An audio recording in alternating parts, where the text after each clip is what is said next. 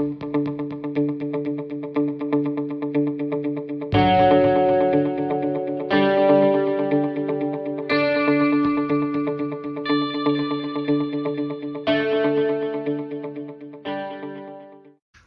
is quite unfortunate that our today politicians and campaigners have the audacity to defend failure. It has been a hell ride of 8 years under the Buhari administration, from one woes to another. And yet, we see supposedly intellectuals with their brains still intact, defending a lost cause. We see politicians change parties like it's a trend. It is all for stomach infrastructure. And we, the youth, will be left with unfulfilled promises. Like the popular song of J1, I pray and I hope we get our PVC and get wisdom this year. Hello everyone. Welcome to another episode of Naija News series.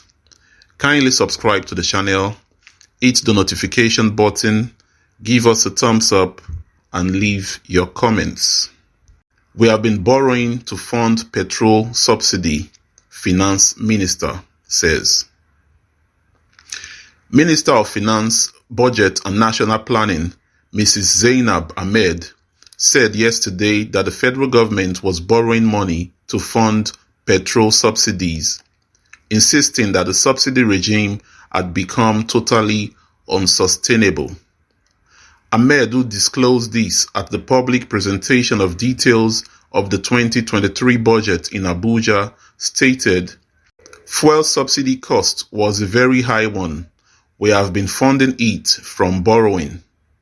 According to her, petrol subsidy will remain up to mid-2023 based on the 18 months extension announced early 2022.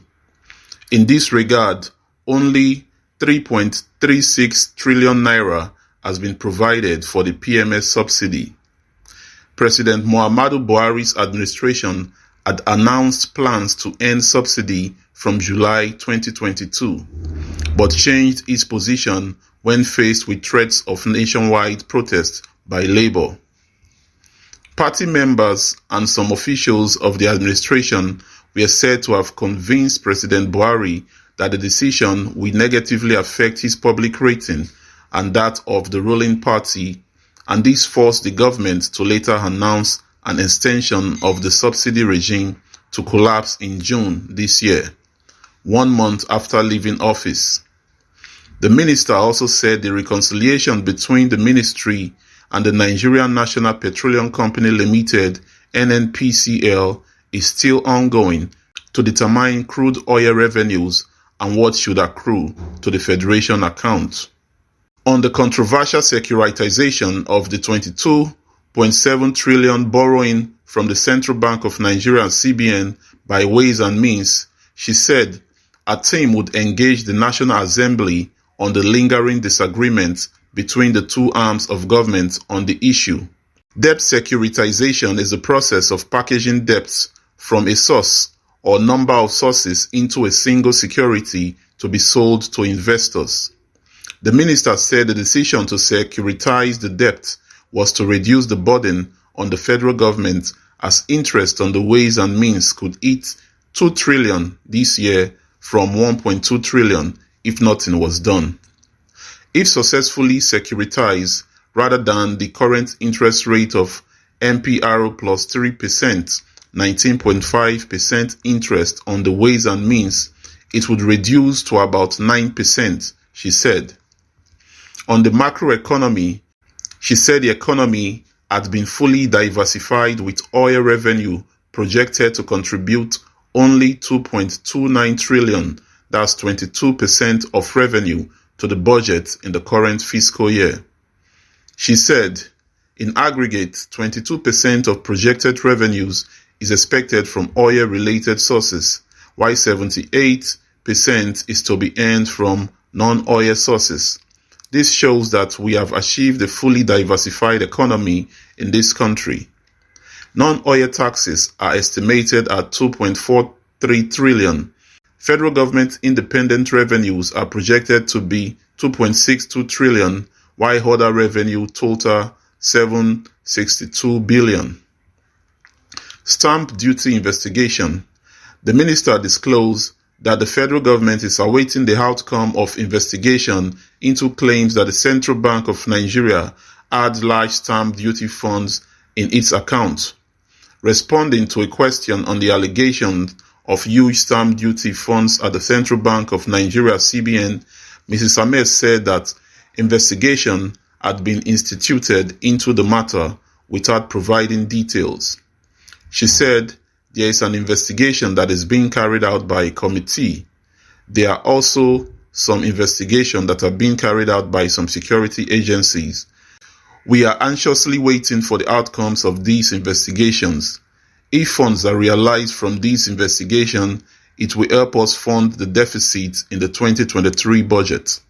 The presidency has, however, dismissed the allegation of misappropriation of stamp duty funds leveled against the Apex Bank.